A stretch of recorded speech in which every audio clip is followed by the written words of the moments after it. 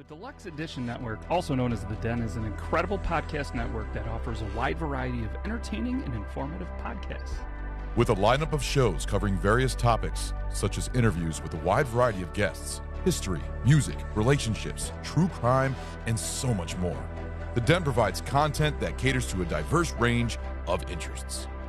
The hosts and guests on the Deluxe Edition Network demonstrate a deep passion and expertise in their respective fields, making each episode on each show engaging and thought-provoking. The network fosters a sense of community by encouraging listeners to interact through live chats, social media, and forums, creating an inclusive environment for discussion and sharing opinions. With its commitment to high-quality production, the shows in the Deluxe Edition Network continue to captivate and entertain its ever-growing audience. Whether you're a podcast enthusiast or someone looking to explore new topics, The Den is a fantastic platform to dive into and uncover fascinating insights from experts in their fields. The Deluxe Edition Network is the home of independent awesomeness. To find all these great podcasts in one convenient location, head over to deluxeeditionnetwork.com. That's deluxeeditionnetwork.com.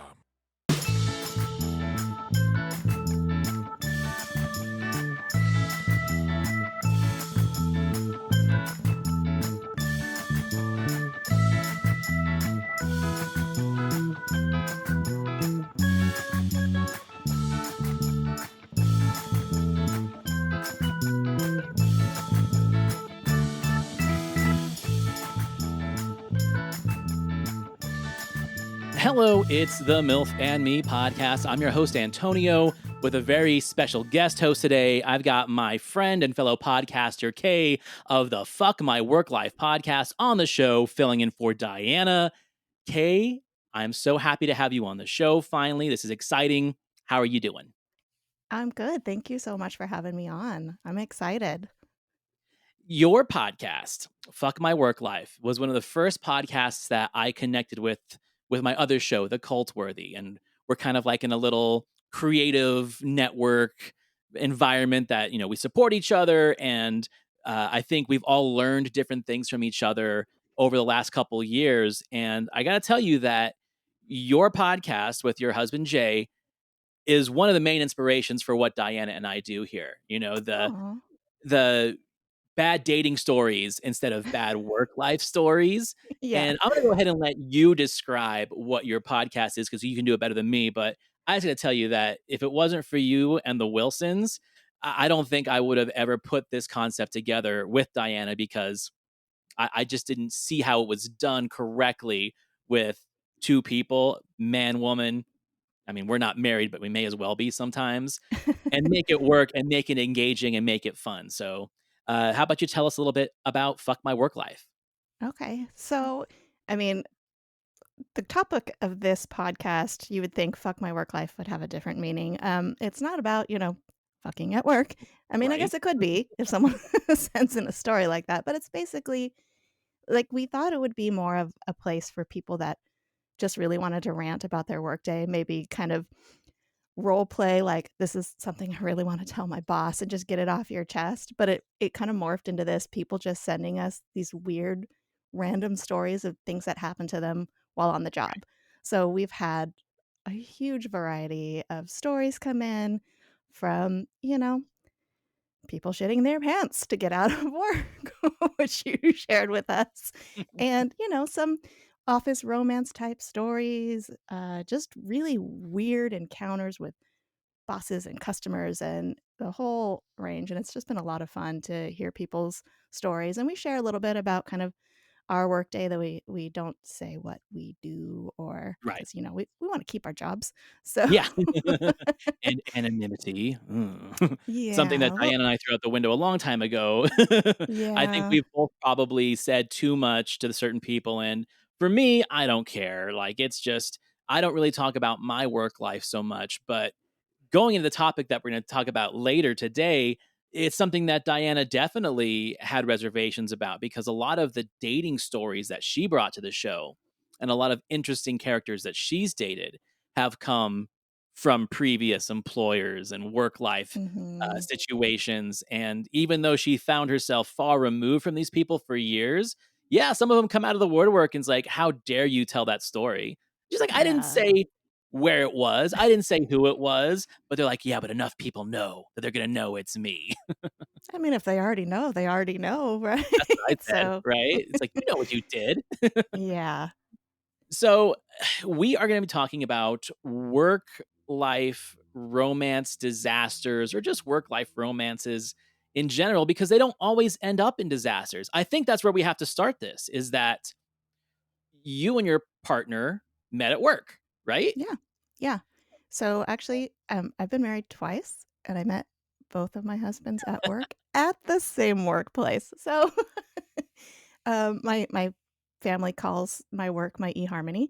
Um, but yeah, so it's kind of weird. So Jay and I met, we both worked at the same place, but we didn't really meet at work because he Mm. was traveling for work and a mutual friend was like, "Oh, you should meet my friend." And Oh. I was at kind of at a point in my life where I was like, "No, I don't want to meet anybody. I want to be alone." And she's like, "Okay, great. Well, come to a barbecue at my house." Okay. And then she also invited Jay. So we started talking and the rest is history. And I think it works for us because we're in different departments.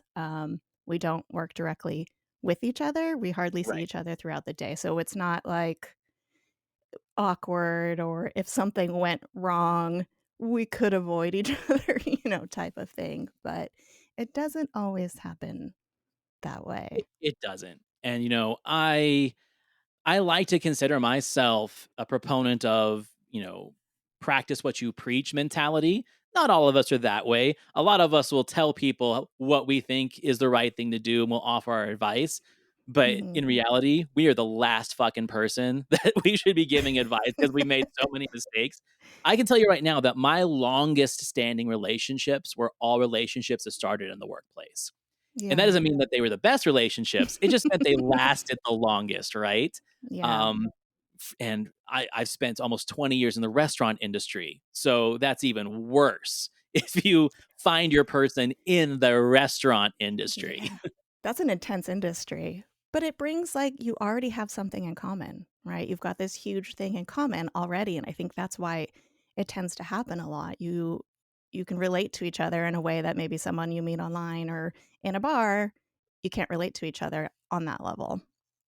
This is a very interesting subject too, because I've been seeing a lot of this on social medias, which I didn't used to be a TikTok guy, an Instagram Reels guy. And then once I started this show, finding Mhm. the love gurus and finding topics for the week, there's a lot of bullshit out there. I mean, it's mostly bullshit, right? But then there Yeah. are people who say things that actually resonate with me. And one of those things is, you know, you and I are late Gen Xers. I'm an early millennial, like right on the cusp, right? And Mhm. one of the things that we hear about why people in our generation meet and have relationships in the workplace is because the generations before us either had matchmaking, setups, family introductions, high school sweethearts, all these Mhm. different ways that they were supposed to find each other, create families, and live happily ever after. But as we see the economy start to tank for the middle class and lower classes, people like you and I are working more. We're working Yeah. longer. We are socializing less. And Mhm. therefore, you're going to start being attracted to people that you spend the most time with. And for people like us, that's work. Right. Yeah, and it can be a blessing and a curse though. Like I said, that whole you have something that you can talk about to each other at the end of the day and you understand what you're talking about. You don't have to go into all the details of explaining the backstory and stuff. But Right. it also can suck because sometimes that's all you talk about. And you kind of have to reach a point where you're like, "Okay, stop. No more work talk. We're at home. Let's talk about something else. Let's talk about something pleasant." And so it can definitely be a double-edged sword in that sense. Right, but at the same time, gossip is fun. Oh, Juicy it gossip is is. even more fun, and before you know it, you've wasted hours talking about it, and you talk about it again because it was that much more Mhm. fun, and yeah, that's definitely something that, my partner, who, I have a child with, bought a house with, we were technically engaged, we both met in the same company through people that set us up. We've worked in the same store, never in the same departments, but it's really interesting too when you work in a work setting that is compartmentalized. So Mm-hmm. you're not necessarily aware of what's going on in each department, but you know the people. Yeah. And each person has a different story or a different piece of gossip that finds its way from one department to another, and that actually is kind of fun. It's the telephone game, but Yeah. I'm 42 and I still love the fucking telephone game. So I mean, I don't know if you ever grow out of that because I love the gossip too. It's I right. used to like have my finger on the pulse of all of it, but like the last couple years I'm just like I'm just gonna wait until it comes to me and I'll hear what I hear. But I still love it when someone comes to me like, "Did you hear about this thing?" You're like, "Ooh, drama." I Ooh, love do it. tell. Well, and your podcast is essentially based off of workplace gossip anyway. So Yeah, yeah, it can be for sure. what I thought would be fun today is us bringing a couple workplace office disaster stories to the show. Your show is basically built on that. So I'm sure you had like a backlog or a catalog of emails or stories or things that kind of worked your way into picking your choice for the day. I had to go into Reddit, which I love, to find ones that I thought would be interesting. And it's funny because the 2 that I picked, in a way, I've almost experienced myself in one position or another, whether it was, someone who was cheating on me or whether it Mm, was, people that shouldn't have been together or in the industry for sure. I'm not in the restaurant industry anymore. I'm still technically in the food industry, but in the restaurant industry, it's always like a waiting game where, some innocent looking man or woman comes into a new establishment and everyone's like, "Ooh, who's gonna sleep with that person first? Who's gonna get that mhm, person first?" And it's almost like a scientific experiment where it's like, "Okay, mhm. if they match up, how long is it gonna take for him to realize that she slept with everyone in the restaurant, and how is he gonna handle it?" And vice versa. It's 100% every situation I've ever seen like that, the same thing. Everyone Mhm. knows, no one says shit because then it ruins the fun. It Right. ruins the experiment. You don't get to see it. Yeah. We kinda have a similar thing where we work, where when we hire, it's, like, in groups of people, and everyone knows when that start date is, and it's almost just like a parade, right? Like, the people are walking in, and everyone's just like, "Alright, who am I gonna" "who's gonna be on my list for trying to hook up with?" And it's really gross, but also very entertaining. It's entertaining. And, something I could say with me is, like, now that I'm 42 years old, I'm in a good relationship, I have a baby, I feel secure for, like, one of the first times in my life. It's great just kind of being, like, a conscientious observer, right? Where I'm just in the Mhm. background. I can watch it happen. I'm not gonna do anything to stop or promote it. I can Yeah. just watch and enjoy. Now, you're more in like the what I guess administrative side of the workplace or more office setting, correct? Yeah. Yeah. So, I mean, big, like, open floor plan cubicle type of environment. Yeah. Mhm. So people at desks, desk jobs. Since mine is a little bit more compartmentalized by, food type and retail type, I don't really have much experience with this, but I've always been curious about the work husband and work wife Mm. dynamic. Is that Mhm. something that's more in like the office world than, retail or restaurant world, do you think?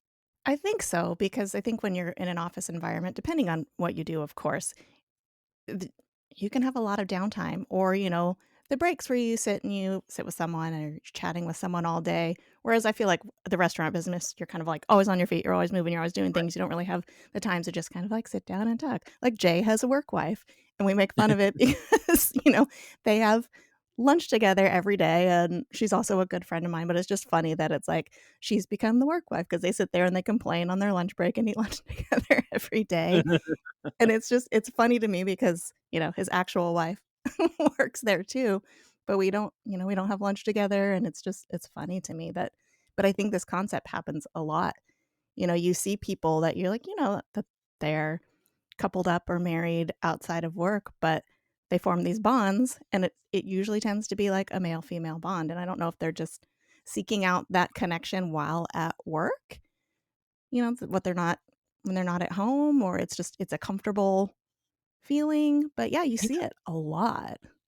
Yeah, so I don't get to see that in my industry, but it's no secret to the listeners of the show that most of my close friends are female. And in my relationship, it's fine because, we did things a healthy way. We brought things in early. There were no surprises. It's like, yes, this is my good friend. We kissed 20 years ago and that's it. Yeah. So get that out of the way right now. But I think, especially with some of the things that I've read, is that there are so many people that both men and women, because of the, I guess, intimidation factor, they choose not to tell their partner about their workplace relationships, right? So, anyway, today we're going to talk about these stories. Now, I'm going to let you start off with the first one because you are my honored guest.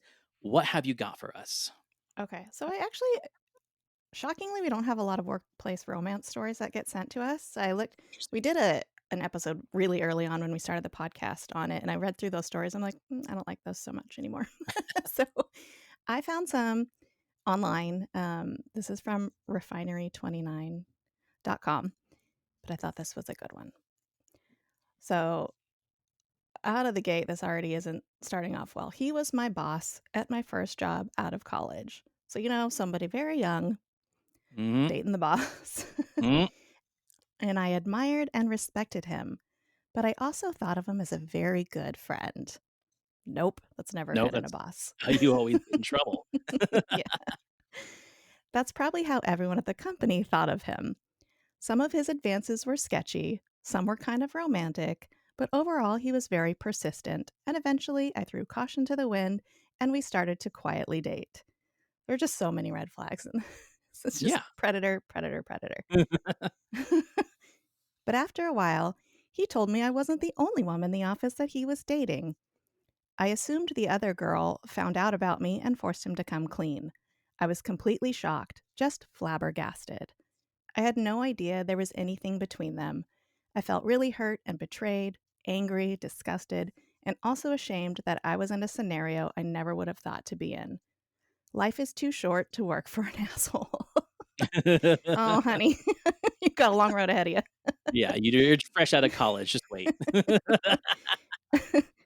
I really didn't see any other choice but to quit. That sucks, but yeah. I didn't know how to handle the situation, so my roommate's mom put me in touch with a sexual discrimination lawyer. The lawyer advised me on the language I should use in my resignation letter and the sum I should ask for as compensation for essentially leaving quietly. It was a little blackmail. Yeah, I'm like, that's sketchy. Yeah. Been there a So, week. right? At least she's got the lawyer speak. So in addition to being an emotional wreck, I also had to try to compose myself enough to come across as genuinely litigious and not be scared shitless about the consequences. Looking back, I still can't believe I did that. But I guess this shit happens every day. Probably, yeah. Yeah. Fortunately, the lawyer's advice worked and I was compensated, which made me feel gross initially, but in the long run was so crucial because it took me a while to find a new job. I was too scared to even ask for references, since that had been my only real job. It was a terrible life lesson that could have been avoided if I didn't get involved with someone at work, much less my boss. God knows I mentally turned back the clock a million times. But of course, I thought my situation was different, as we all do, so this may have been the only way for me to learn that lesson. Okay, maybe, but we do live in the modern age, right? And we hear about stuff Yeah, like this on TikTok and Instagram. And I always like to think that there is some kind of social awareness that if your boss is flirting with you, you're not the first one. This is a right. behavior that someone's developed comfort with and has Mm-hmm. gotten away with. And that's how things do progress. And this is something. How about they teach you that in college? Are there Right? courses in that? If you're like getting your MBA or if you're getting your degree and you're going to the corporate world, there should be at least a small course 101 of, hey, don't fuck your boss. Don't fuck your Right. coworkers. You're not the first one. Warning Right. signs. I should have my own university. I could teach a great class on that. Dude, You know, just real life university, right? Like, I'm real never life going to use university. trigonometry. Like, fuck off. Teach me some real life lessons. Teach me, well, I mean, not anymore, but back in the day, teach me how to balance a checkbook. And you know what I mean? Like, how not to go into credit card debt. All There kinds you of go. real life lessons instead of They stupid should shit be we have in teaching the that in news. high school. They should. Yes. These are the things that, again, like I like to say there should be a social awareness, but really there isn't. And I think a reason why that is the case is because for so long we've seen that kind of behavior glamorized on TV. Mm-hmm. Like think about sitcoms in the 80s where it's like it was the hot boss, and everyone wants to sleep with the new guy and blah blah blah. It was Yeah. actually kind of glamorized. And even before Me Too happened, I think by that point we'd heard enough stories and seen enough tragedy in people's lives that there should be a bigger social awareness. And I don't think there is for some people. So yeah, Yeah, and I think too, right out of college, you're still a baby, you're a right? baby. And you're gonna think, well, yeah, I know this is probably not good, but it's gonna be different for me, right? You're Right. all bright eyes and you think the world is different than it actually is. Even though you've heard the stories, you kind Right. of feel like, well, this is gonna be different for me. I can tell he really likes me, and Yes. sometimes you I just have to learn those lessons the hard way. When I was in college in one of my restaurant and hospitality business classes, they were talking about you should not consider resumes where people have less than 3 months on their resume in a certain place. Or when you're writing your resume, if you're not there for more than 3 months, preferably 6 months, don't put it on there. Yeah. Only put your long-standing stuff because if you have a multitude of employment on your resume in little short spurts, it's going to start prompting the people to ask you questions that you don't want to answer. Yeah. Why were you only there for 3 months? Oh, because I fucked my boss and Mhm. things went south. Yeah, you don't want to answer that question. So don't even make it a question to ask. Yeah.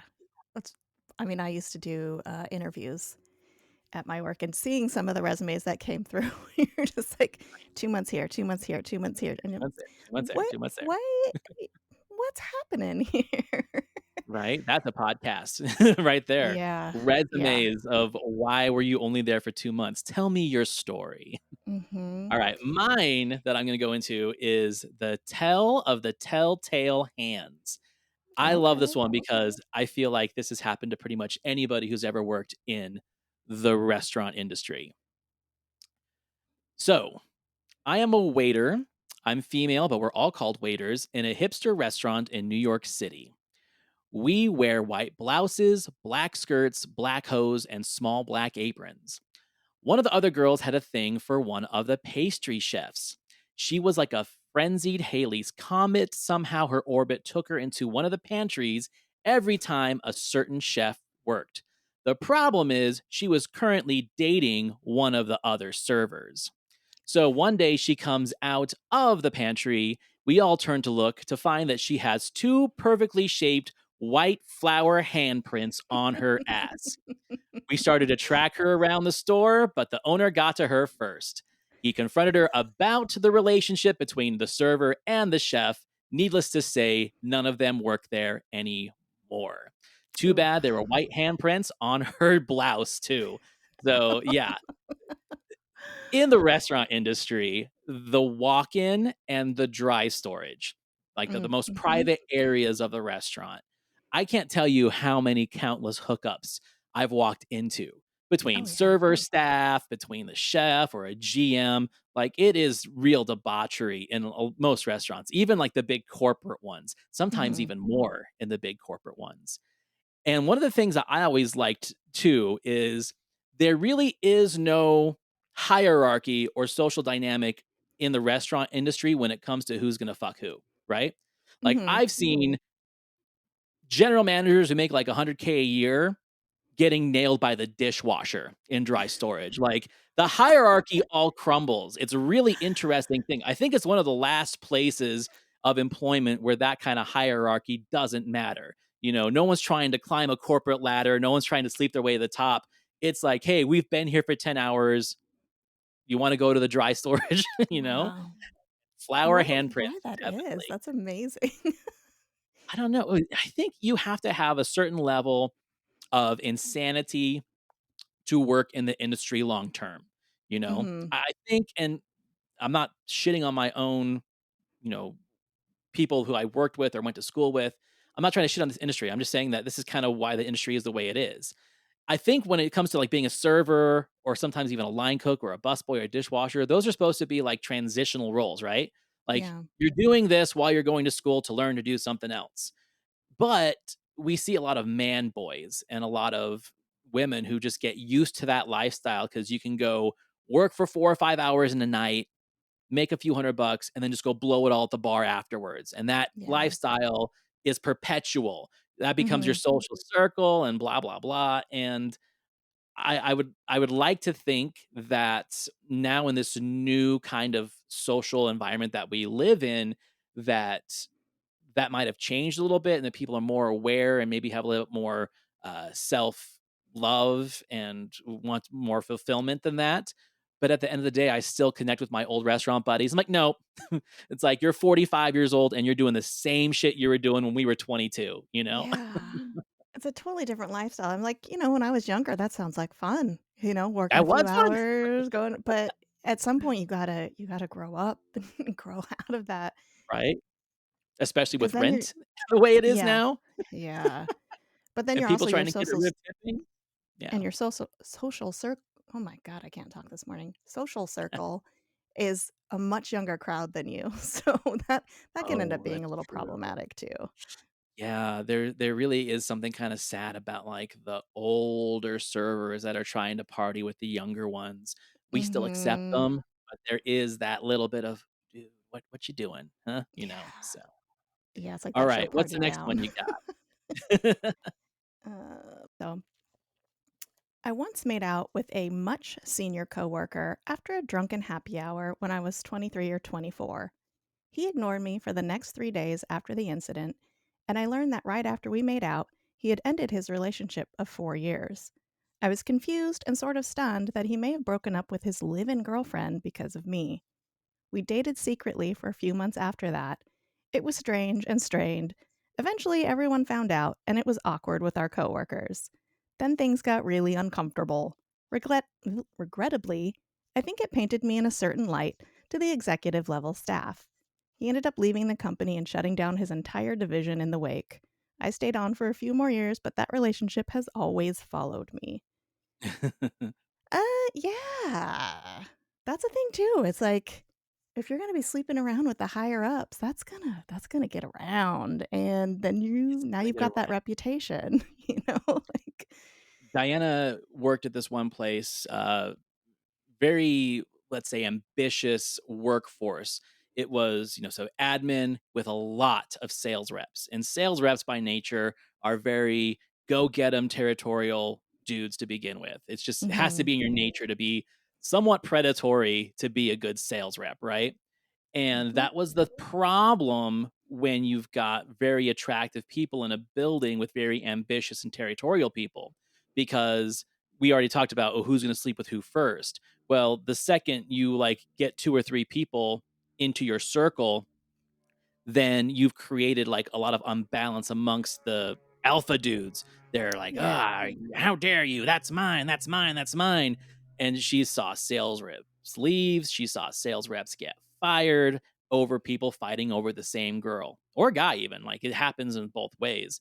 Yeah. I just don't have it in me to be that I'm not gonna say promiscuous, but when you do sleep around in an environment like that, you are kind of responsible for creating the things that are going to hurt the bottom line, and that's why they're so and this is the funniest thing about it is the HR stuff is so black and white, and they really kind of pound it into you about inter-office romance and relationships because they are trying to protect their bottom line, yet that is a Mhm. thing that gets most people in trouble at the end of the day. You just can't fight it. Like these people just can't not sleep with each other. Right, well, I mean, it's human nature. People wanna fuck. They do want to fuck. What is it about that? Okay, that's where I like the restaurant industry, is because everyone knows it's going to happen. There's no Mhm. stopping it. Servers are $2.13 an hour. If one of them bounces, there'll be one in there the next day. It's kind of a disposable industry. And I think Yeah. that's why it's more acceptable there. Where in, let's say, a corporate environment, I mean, I heard somewhere where it costs something like $10,000 just to train a new Mhm. employee in a corporate thing. And if they don't make it, or if they get fired, or if there's a thing where you're sleeping with somebody and you have to get exited, well, that is just a $10,000 loss right out of the gate. And Yeah. as those adds up, that affects your bottom line. So I get it. I get it. I mean, there's a lot of relationships where I work, but there's not a lot of, the hierarchy of um, roles at work. But when there is, when someone high up gets found out for dating someone else, and it's not always just a hookup, it's like dating. They've Dating. been, like forced to retire, or I'm gonna Yeah. retire early now. And it's like your whole career. And Right. sometimes you just can't help falling in love with who you fall in love with. But oh, it's a messy situation. How about this one? Years ago, the company I worked for decided to install security cameras in various parts of the facility. Some were for security reasons, like at the entrance doors, but others were supposed to cut down on employee theft. It seemed a little big brotherish, but it was hard to complain since the only reason you can get upset is if you were doing something wrong in the first place, right? The company installs the cameras over a weekend when people are off, and on Monday they come in to do the demo system. Me, the CEO, the controller, and a few other managers are sitting in the conference room watching the tech guys scroll through the different angles of the cameras. We were just sitting there bored watching it until we got a view of one of the supply closets, and two employees were getting intimate. But because of the camera angle, we could not see the guy's face, but we saw the woman's. Is that? Someone said. Yes, that is our HR manager. No. Okay, this situation needs to be corrected. And then someone mentioned, that's my wife. So Oh the HR no. manager was fired that day. The CEO had to put out a whole new notice about no intimate relationships in the office, and the marriage of the other person in the office ended shortly after. So, Wow. yeah, cameras are everywhere now, Kay. Mhm. Mhm.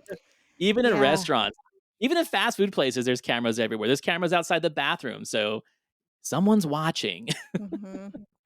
We have Oh cameras my goodness. all over our work, and in some places audio recording. So even though there's a lot of people that get together at work, there's not a lot of hookups at work because there's nowhere to hide.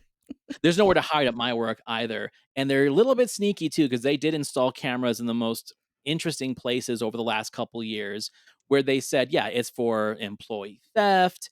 And it's also to make sure that if there is a safety thing or a violation, to make sure that it's caught on camera so there can be retraining. They always say retraining is the reason why Mm, they do things. Get out of here. We know what yeah. you're talking about. But Yeah. one of the things that caught me off guard is when they told us, oh, and by the way, we assure you that these cameras don't pick audio up. It's like, well, why would you say that? I'm going to assume they Mhm. don't, but now that you've said it, it's like, now I think they are, and you're just trying to tell us that they're not. So now Right. everyone knows if you're going to gossip or if you're going to bitch about something, you go in the walk-in because there's no cameras in there. So, Yeah. yeah, stay away from the ones that are obvious, because why would someone say, "Oh, we assure you they don't pick up audio," unless they have picked up audio? Mhm.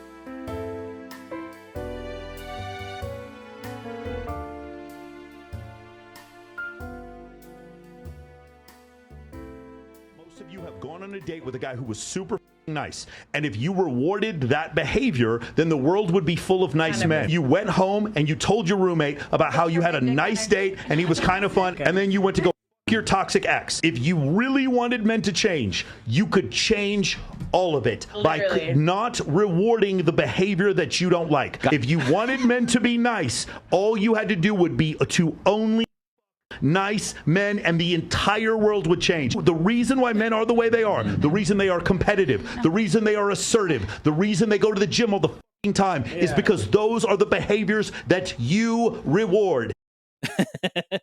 Okay, so his point is the world would be a better place if you women only fucked the nice guys and not the Mm-hmm. alphas, not the assertive dudes, not the assholes. Okay, so I'm not sure Mm-hmm. how much you followed into the stuff that Diana and I've dug up in the last year of this podcast about alphas, betas, and simps and stuff like that. But dudes like this, Mm-hmm. I'm trying to understand his logic here because dudes like this hate on betas and hate on simps. But here I feel like he's really hating on the women more because he's saying if you wanted Mm-hmm. to make the world a better place, you wouldn't fuck the alphas. You'd only fuck the betas and simps. Right. Help me make this make sense. Or just fuck everyone. This guy, I think he I just think he hates just women in hates general, women in but general.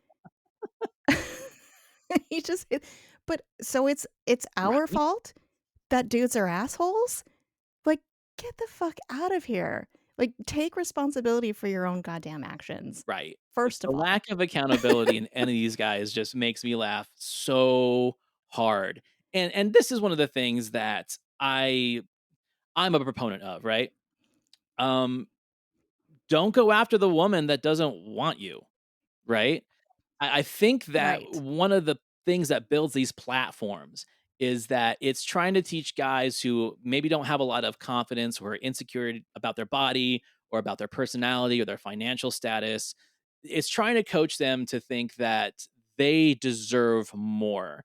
If they just be more assertive and if they stop being simpish and beta ish and turn on this asshole charm and build themselves up in the gym and build themselves up financially, that girl that never wanted the time of day from you is now going to want you. But the simple answer is you Mm-hmm. shouldn't want that person to begin with. Find someone who's actually worth a damn and not superficial, right? Right. Find someone that loves you for you. Because now, if you do all those things, you're going against who you are Exactly. by nature. And they're not into you. They're into this version of you that you've created because these guru assholes tell you, like, this is what women Right. And want.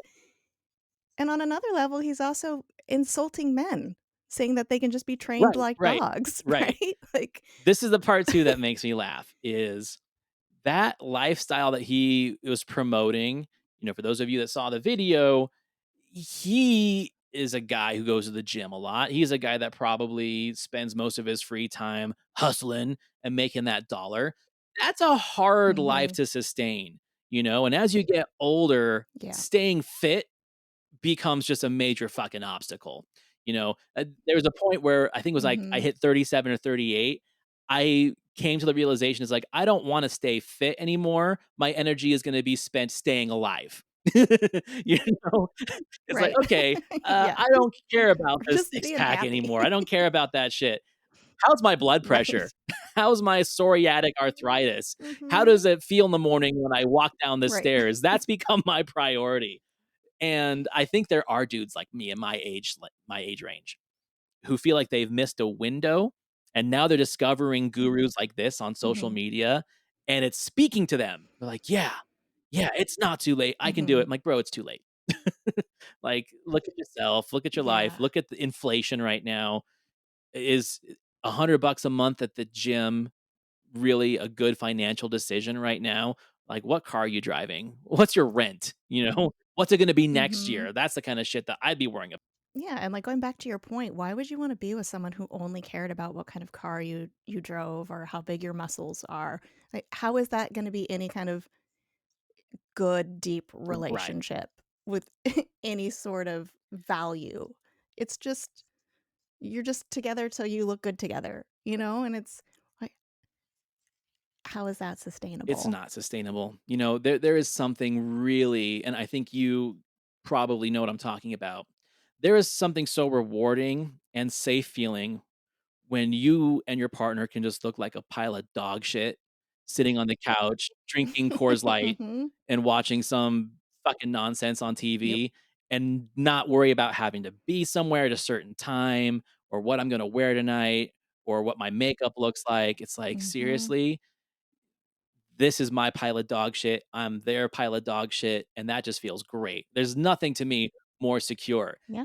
When I have dated the always on point, always on fleek girls in the past, it was so exhausting because I had that expectation that I Mm-hmm. had to match that energy.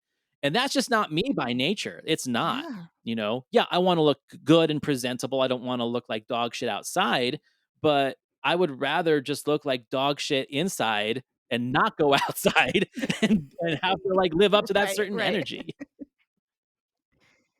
Yeah, exactly. It like you said, it's exhausting trying to put on that front constantly.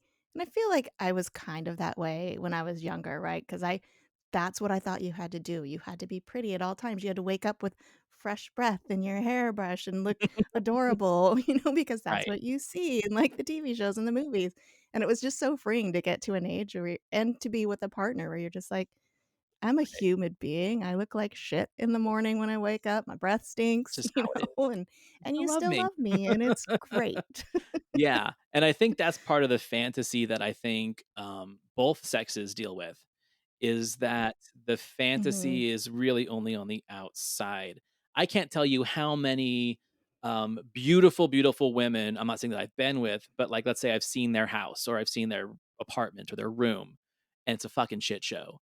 Like, there's clothes everywhere, there's makeup on the Mhm. counter, they haven't washed the dishes in weeks and stuff like that, and it really kinda speaks to what the priorities are, you know? If the priority is a Yeah. superficial appearance for the outside, and that is what you think you need to find a high value person or someone that you think you deserve aesthetically or financially, but understand that they think that the outside that they're seeing, once they see the inside, your living conditions, the way you keep your home and your bedroom is going to reflect that. And when it doesn't, they're often surprised that they get ghosted or someone's just like, not Yeah. for me. And dudes too, it works both ways. I'm not just shitting on pretty women.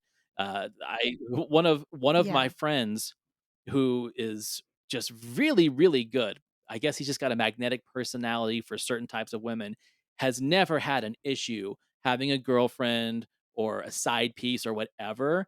And the dude lives like a college frat boy. And he's my age. And I don't understand it, but it's not my place to understand it. I'm Yeah. happy where I'm at. But there are parts of me where I'm just like, Right. Yeah.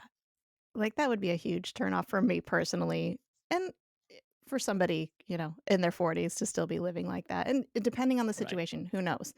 Maybe they went through a divorce and they're starting over.